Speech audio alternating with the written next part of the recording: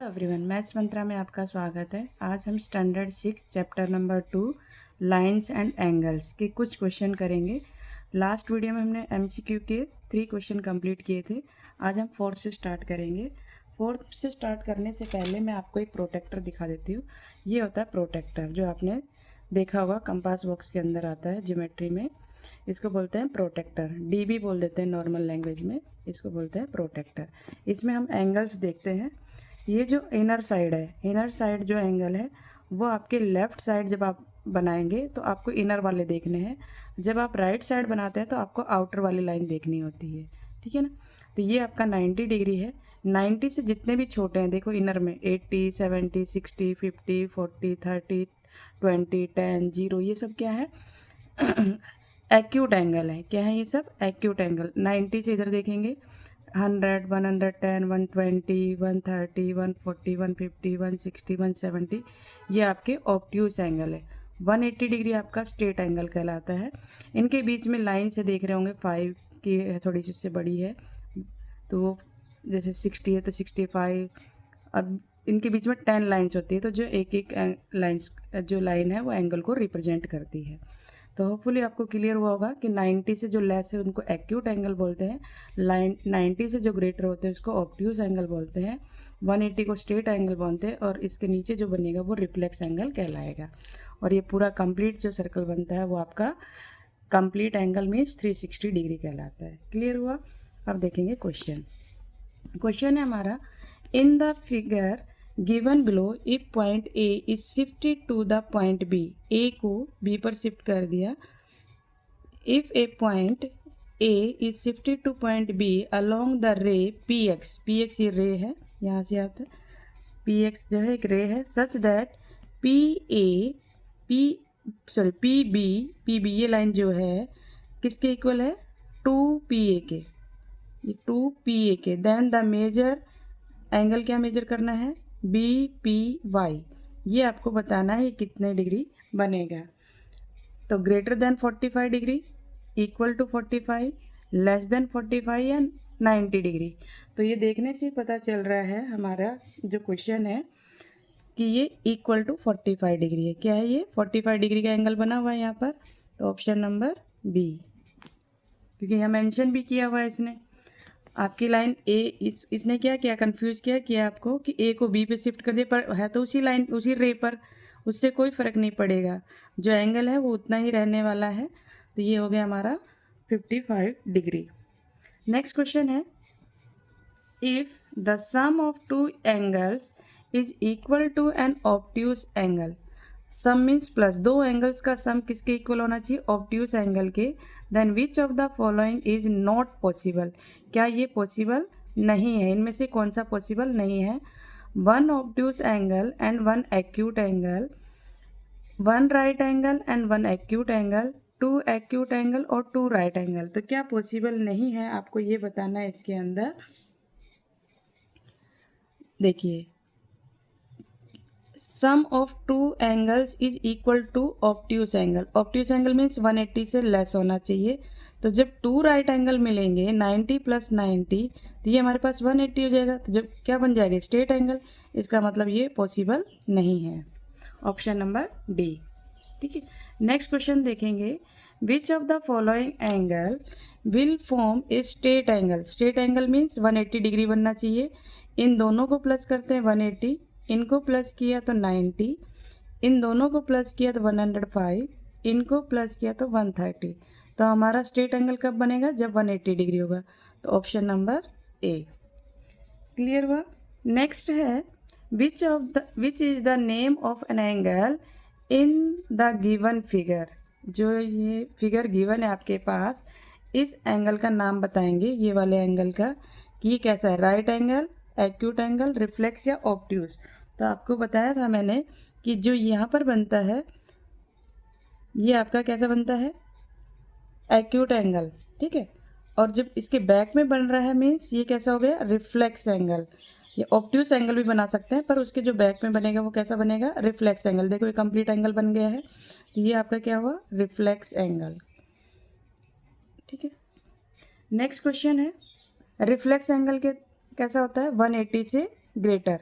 180 क्या होता है, एक स्ट्रेट लाइन होता है, स्ट्रेट लाइन से अगर बड़ा बन रहा है तो आपका रिफ्लेक्स एंगल कहलाएगा।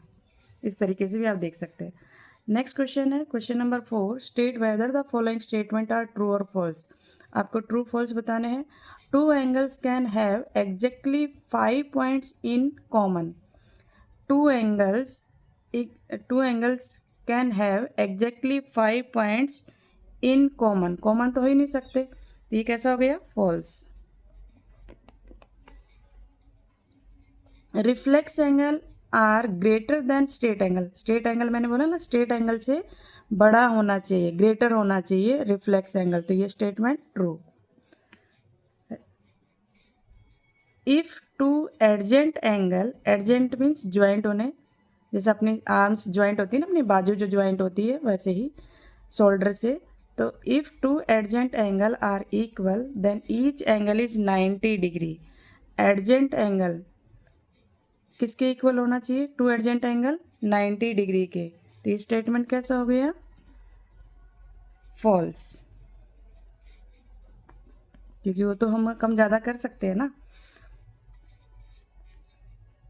ये हो गया फॉल्स। नेक्स्ट है if two angles form a straight line, दो एंगल्स क्या कर रहे हैं, स्ट्रेट लाइन बना रहे हैं, both can be acute angle. दोनों कैसे होंगे, एक्यूट एंगल होंगे, मीन्स 90 से कम होंगे। तो 90 से कम होंगे तो स्ट्रेट एंगल बन ही नहीं सकता। 90 होंगे, 90 + 90 होगा तभी स्ट्रेट एंगल बनेगा ना। यहाँ पे क्या कह रहा है, can be acute angle, both कैसे है, दोनों कैसे, acute angle. Acute angle means 90 से लेस, 90 से लेस हुआ मतलब मीन्स 89 लिया, तो 89 को 89 में प्लस करेंगे तो 180 तो बनेगा नहीं। इसका मतलब ये स्टेटमेंट कैसा हुआ, false. If measurement, M means measurement, measure angle A, ये एंगल का सिंबल है, इस तरीके से जो सिंबल होता है ये हमारा एंगल का सिंबल होता है। एम मीन्स मेजर, रीड करते हैं इसको।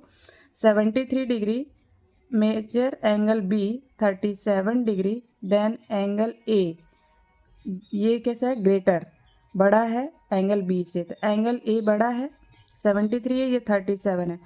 जिसका ओपन माउथ रहता है, जैसे ये ओपन है यहाँ से, तो इसका मतलब ये ग्रेटर होगा, कैसा होगा, ग्रेटर होगा।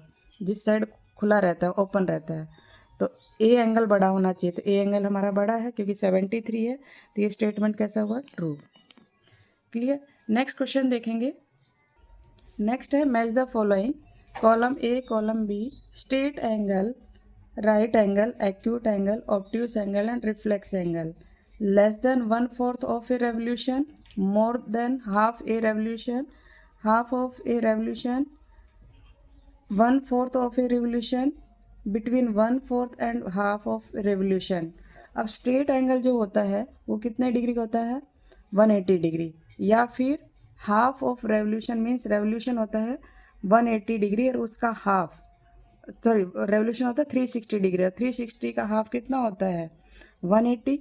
360 का जो हाफ होगा वो हमारा क्या आएगा, 180, तो इसका आंसर फर्स्ट, ठीक है, फर्स्ट का आंसर क्या हो गया, C. Revolution means complete angle, complete angle होता है 360 डिग्री, 360 का हाफ कितना हुआ, 180, 180 मीन्स स्ट्रेट एंगल। अब राइट एंगल, राइट एंगल क्या होगा हमारा, 1/4 ऑफ रेवोल्यूशन, 1/4 ऑफ रेवोल्यूशन। देखिए कैसे,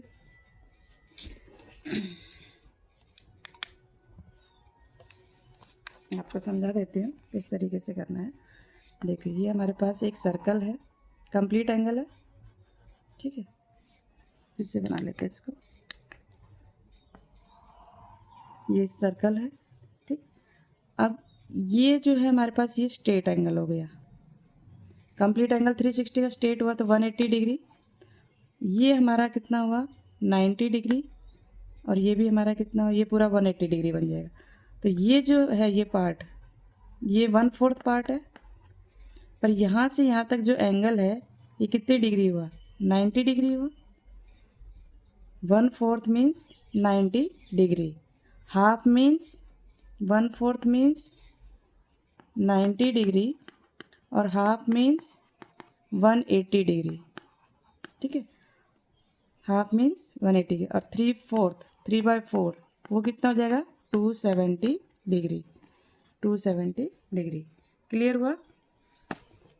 अब देखिए क्वेश्चन हमारा क्या है, राइट एंगल क्या हो गया, 1/4 ऑफ रेवोल्यूशन, मतलब कंप्लीट एंगल का 1/4 पार्ट कितना होगा, 90 degree. Acute angle less than 1/4 of revolution, 1/4 means 90 degree, 90 degree का लेस, तो क्या हुआ हमारा एक्यूट एंगल, तो ऑप्शन 3, मतलब थर्ड का आंसर है ये।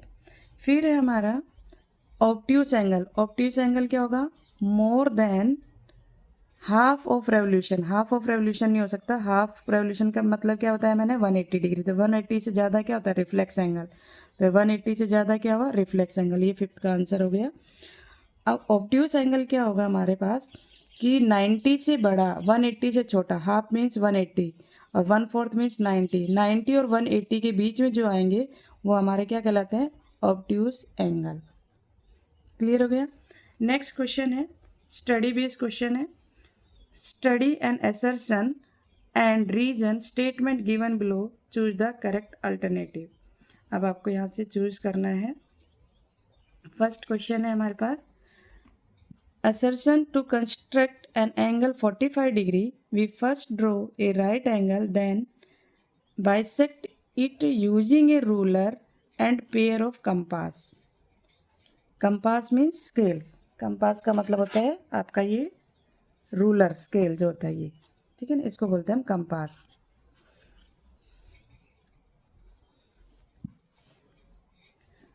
यूजिंग रूलर, हाँ इसको रूलर बोलते हैं, ये वाला रूलर है। कंपास आपका जो होता है ना वो, जिससे आप डिवाइडर जैसा होता है, वो उसको बोलते हैं कंपास। तो ये हमें क्या यूज़ करना है, we first draw right angle draw किया एंड बाइसेक्ट किया ruler and pair of compass से। तो 45 is multiple of 15 degree, so it can be drawn using ruler and pair of compass. तो both A and R true, R is correct explanation of A.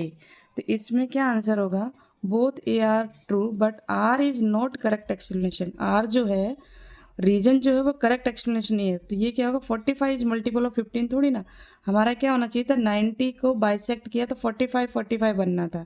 तो हमारा ए और are तो true है पर R is not correct explanation, तो option number B.